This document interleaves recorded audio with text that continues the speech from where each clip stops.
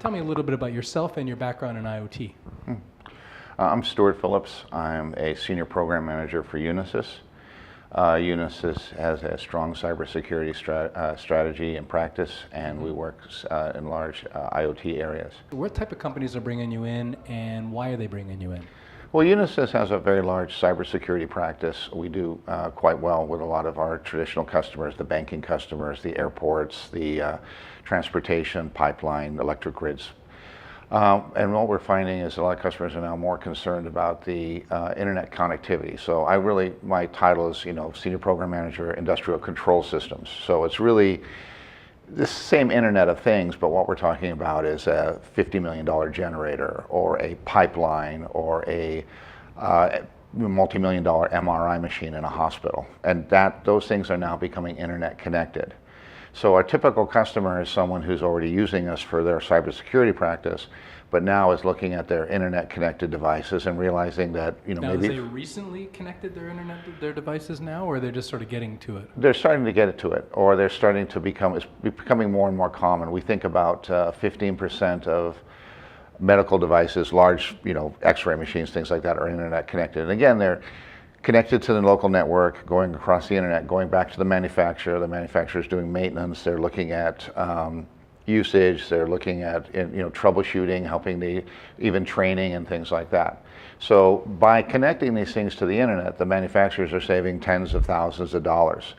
Our local electric company in Colorado, where I live, told me that a truck roll to a substation is between $3,700 and $5,000 per roll.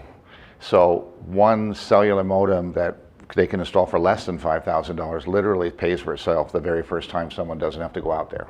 Wow. So there's a huge driver for these companies to connect these devices. The challenge is it connects devices that were never connected to the internet before, and it's typically being done by groups and organizations that may not have a background in security. So now, when they don't have a background in security and they're relatively new in connecting the devices, what's your approach when you visit with them? Well, typically it depends on where they are in the situation. A lot of them are just now looking at this, or they have a few devices connected, but they may not know exactly how many or what their situation is. Or they may have just had an outage or some sort of issue that they want addressed right away. So typically, though, we're normally in the former. We're coming in and talking to them.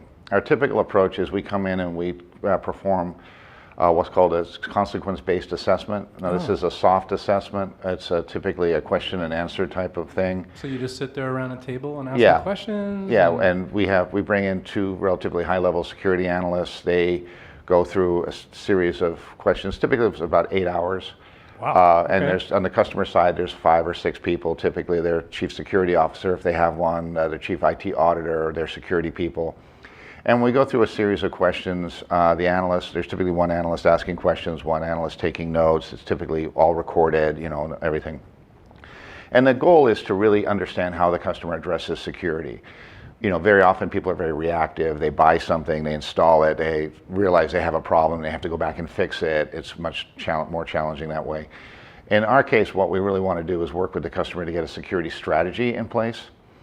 The consequence-based or CBA assessment is typically the very first thing. The reason we do what's called a soft assessment, a discussion, is because these are like electrical substations, right? They're running really old equipment. They're very well, it's very important. You can't just, go offline for the weekend while you, update and things like that.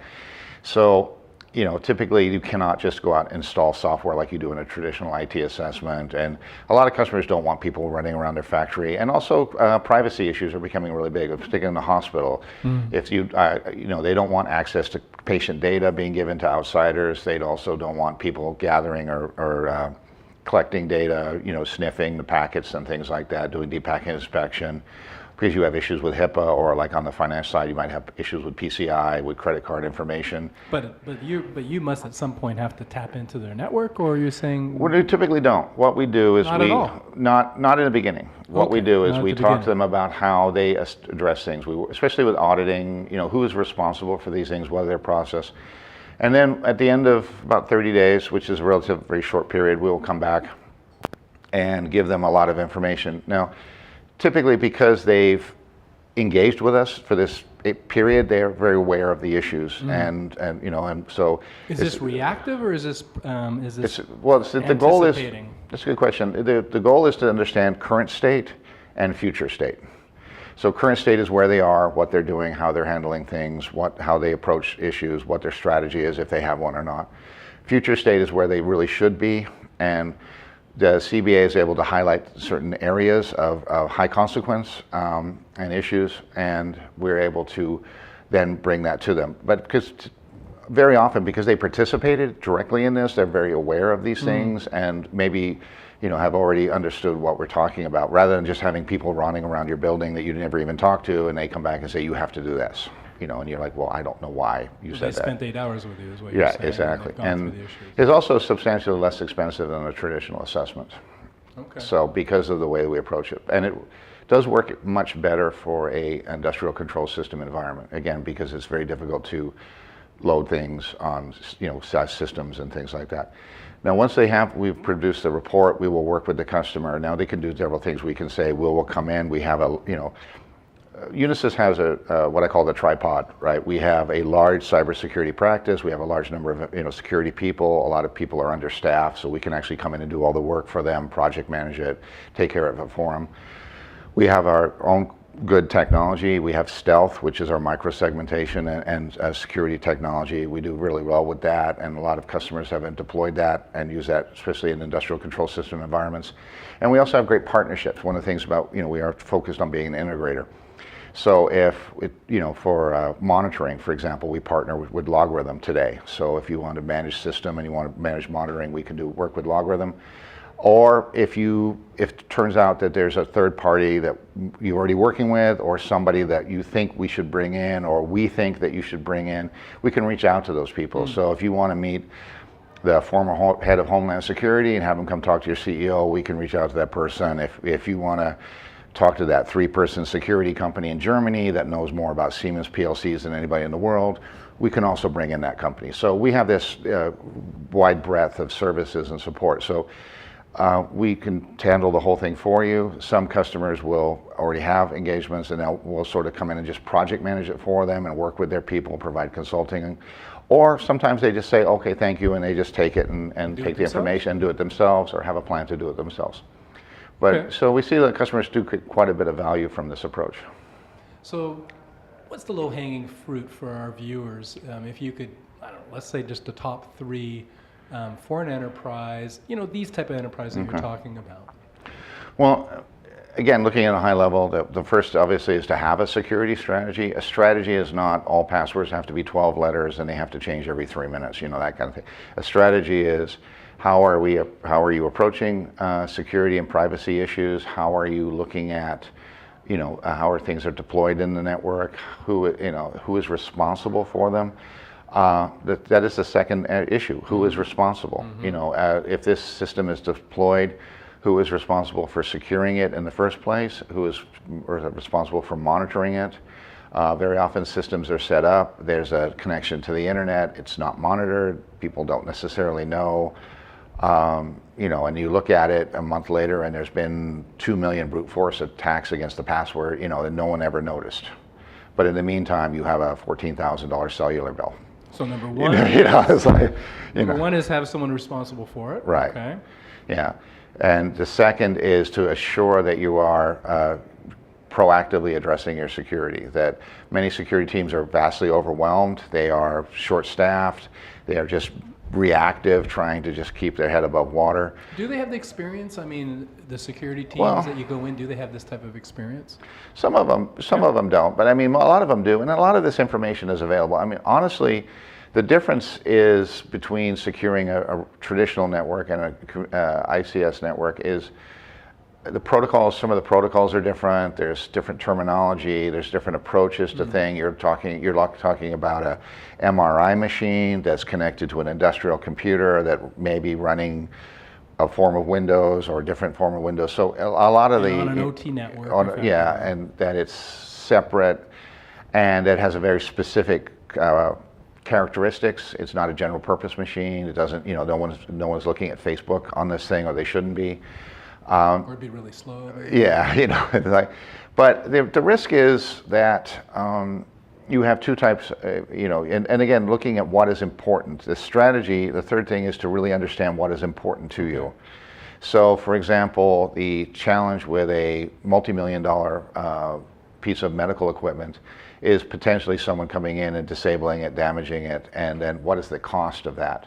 I think one of the challenges a lot of security teams have, as they are great about security and talking about this will make your network more secure, but you really do need to understand how to go back and talk to your boss about money and how money drives decisions. And unfortunately, a lot of security organizations do not do that. And so one of the strengths is to understand, like, for example, here's this MRI machine. If it goes offline, we're going to lose $34,000 today, $34,000 tomorrow. Right. Risk assessment is what you're talking about. Yeah, risk management. yeah, understanding the costs associated, right? So going to your boss and say we need to be more secure is one thing.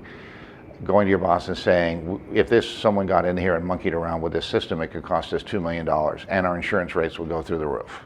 So I talked to our insurance. Understanding what your strategy is, and right. then basically quantifying the risk associated. Quantifying the risk with it, and then again, being able to the third area would be proactive. I know it's very challenging. I know it's easy to say that, but there has to be an improvement. Education is very important to a lot of these areas. Particularly if you're wanting to learn about industrial control systems, there are some great courses that are available. There's some great online training. There's a lot of SANS is doing quite a few things with this, so this training is available, and then being able to sort of get educated and cross-trained. But the number one thing, and I know we talked a few things, number one thing is don't think of it as something separate, right? That, okay, belongs to this team, and this is the security team. The security team never really has a conversation with them. We never really talked to them before. We didn't realize they were connecting to the internet. We thought the vendor was taking care of all of it. That is probably the number one mistake. Mm-hmm. And what we find is a large number of these systems have been installed, they've been set up, they're running, and therefore no one complains about it. But no one is monitoring them. No one has looked at them from a security point of view. No one has audited them, certainly ever. And that certainly nobody is sort of proactively engaging to improve the security of the situation. So it takes a village. So kind of a long answer, but there's quite a bit there. Yeah. All right, excellent. Well, Stuart, how can people find out more about you and your company? Well, obviously you could reach out to me directly, stuart.phillips@unisys.com. Look forward, talking to anyone directly. We have our stealth technology webpage, for unisys.com. And we'll be very happy to talk to anyone about their industrial control systems and security requirements. Excellent. Well, I'll put those links in the show notes. And okay. Thank you. Thank you very much. Have a great day.